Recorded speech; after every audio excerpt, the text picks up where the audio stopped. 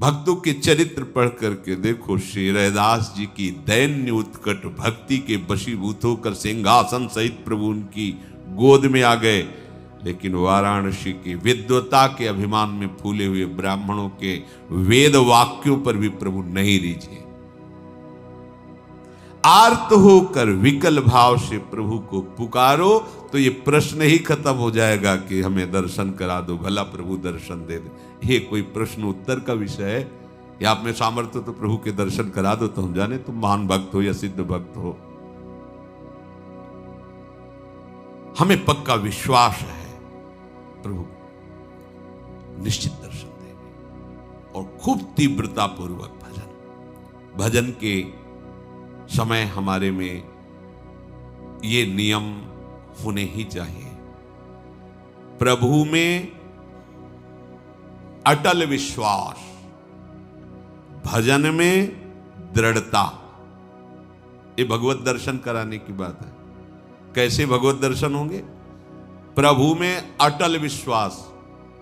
अब इस अटल विश्वास को समझ लीजिए, जो टल ना सके ऐसा विश्वास। भजन मार्ग में चल रहे हम, भारी प्रतिकूलता, निंदा, अपमान, रोग से ग्रसित शरीर, कोई साथ देने क्या, पर तुम्हारा विश्वास प्रभु से नहीं टलना चाहिए। अटल, बट विश्वास अटल निज धर्मा। अटल विश्वास को बरगद के पेड़ की उपमा से कह रहे हैं कि कैसा, जैसे बरगद का पेड़ है तो थोड़ी इधर जड़ कमजोर हुई तो डाल से जड़ निकल कर लग गई, हिलने नहीं देगी, बड़ा भारी दूर तक उसकी डालें फैल गई, जगह जगह जड़। ऐसा नहीं कि वो अगर जड़ भी काट दो तो उसकी इतनी जड़ें फैल गई कि नष्ट नहीं हो सकता। बट विश्वास अचल निज धर्मा। अपने धर्म में अचल और अपने आराध्य देव में अटल। देखो ना, अंदर देखो आप, भगवत दर्शन करने की लालसा प्राप्त करने के लिए आराध्य देव में अटल विश्वास और भजन में दृढ़ता। कैसी भी परिस्थिति हो। पूज्य श्री राधा बाबा, इन महापुरुषों की भजन दृढ़ता देखो। अनुष्ठान कर रहे हैं, अंग टूट गया है, नहीं रुकना, वैसे ही बैठा लो मुझे आसन पे। भजन नहीं, नियम नहीं टूटने वाला। कैसी दृढ़ता है।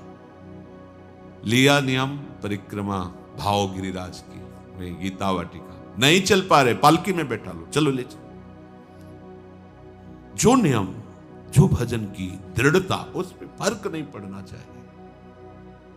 दूसरा, हम जिसका भजन कर रहे हैं वो हमारे भजन को देख रहा है।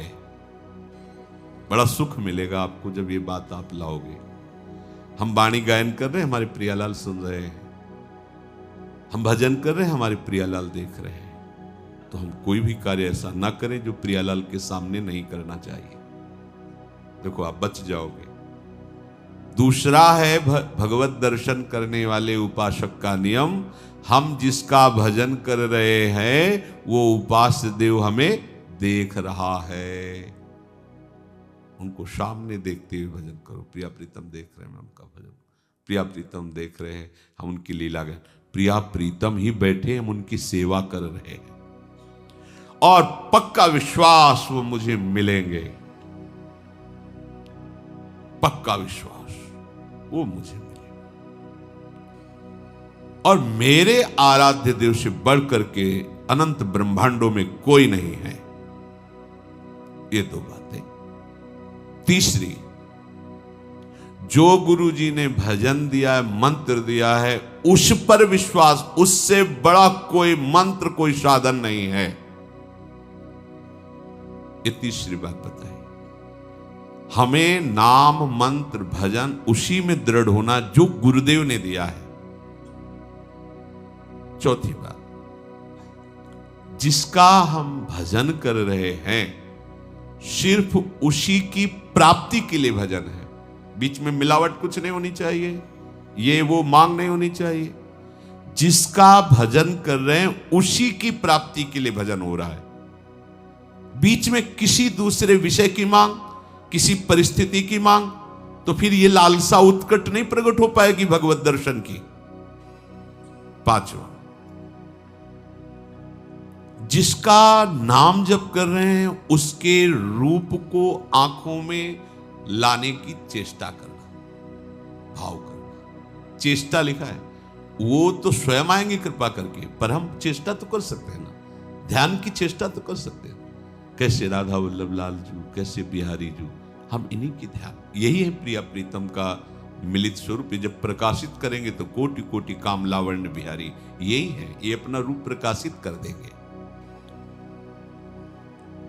मन से उनके रूप का चिंतन, वाणी के द्वारा गुरु प्रदत्त नाम मंत्र का जप, ये दोनों साथ चलने चाहिए। छठा,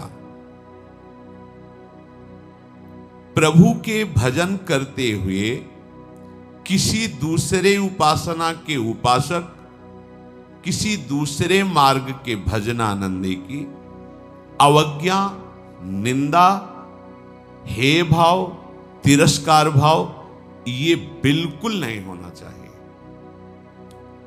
कि हम तो सर्वोपरि निकुंज उपासक हैं, ये तो क्या गए।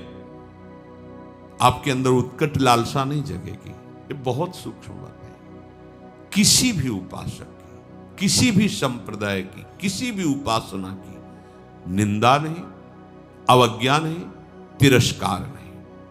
हम जो प्रभु का नाम ले रहे हैं, उन्हीं के सब नाम हैं, उन्हीं की सब उपासना, सबको प्रणाम।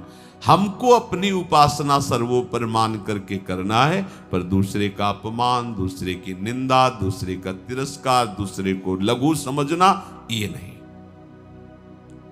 अपने इष्ट में आसक्त होना, दूसरे का विरोध ना करना, इससे आपके हृदय में उत्कट लालसा का जागरण हो जाएगा। खास बात, उत्कृष्ट लालसा के लिए एक दुर्बलता का त्याग करना होता है। यह हर उपासक के हृदय में होती है, किसी एक की बात नहीं। प्रायः हर उपासक इस दुर्बलता को धारण करने के कारण वो उत्कट लालसा को नहीं प्राप्त हो पाता भगवत दर्शन की। क्या दुर्बलता होती है? अपने गुरुदेव की दी हुई मंत्र और उपासना में अपनी बात मिलाना। जो बोला, जैसा बोला, वैसे का वैसा स्वीकार करना। उपासक अपने मन की बात अपने गुरुदेव से, आचार्य से, पथ प्रदर्शक से करवाना चाहता है। किसी ने एक पत्र में कहा कि अमुक साधक यहां से निकाल दिया गया और उस अमुक साधक ने हमें सब बताया कि आपके यहां बराबर व्यवहार ठीक नहीं होता, बराबर व्यवहार नहीं होता। तो ऐसी बात साधक को नहीं समझ में आई, उसको समझ ले कि कमी तुम में है आत्मसमर्पण की। तुम्हारी बुद्धि समर्पित नहीं हुई, इसलिए दोष दर्शन कर रही है। गुरु पथ प्रदर्शक जिस साधक को जैसा उचित समझता है वैसे ही साधन का आदेश करता है और उसी साधन से सबको वही वस्तु प्राप्त होगी, पर साधन सबका गुरु निर्दिष्ट होगा। आपको सबको एक जैसा नहीं। जैसे रोगी डॉक्टर या वैद्य से कहे कि हमको तुम ये वाली दवा दीजिए और ये वाला पेय दीजिए, और देखो हमारे ऊपर तुम ये नहीं लगाओगे कि ये नहीं खाना, ये नहीं खाना, ये नहीं खाना, तो क्या रोगी कभी ठीक हो सकता है क्या? उसी प्रकार शिष्य साधन सत्य मार्ग में चलने वाले उपासक को गुरु उसके स्वभाव को, उसकी स्थिति को देखकर उसके लिए मार्ग निर्देश करता है। वो परम सत्य है, क्योंकि गुरु जानते हैं कि इस स्वभाव का साधक इस स्वभाव से ऐसी साधना करने पर उसी सिद्धि को प्राप्त होगा। गुरु ही उपयुक्त अधिकारी देख करके उपासना बताते हैं। वो तब तक शक्तिपात नहीं करते, शक्ति का आधान नहीं करते, जब तक शिष्य संपूर्णतया गुरु के अधीन नहीं हो जाता। शक्तिमान गुरुदेव शिष्य को जो अपनी आध्यात्मिक शक्ति देना चाहते हैं, जिसे शास्त्रीय भाषा में शक्तिपात कहते हैं, परम सामर्थ्यशाली गुरुदेव उसे तब तक नहीं देंगे जब तक उस शक्ति को रखने की योग्यता नहीं आएगी, पात्रता नहीं आएगी, अधिकार नहीं आएगा। जिस उपासक में उनकी ऊर्जा शक्ति को धारण करने की सामर्थ्य नहीं आई है, यदि वो उसे शक्तिपात कर दे तो उनकी शक्ति व्यर्थ हो जाएगी या वो उपासक नष्ट हो जाएगा। उन्मत्त होकर, मतवाला होकर गलत मार्ग का अनुसरण करके भ्रष्ट हो जाए, क्योंकि पावर मिल गया उसको। जय श्री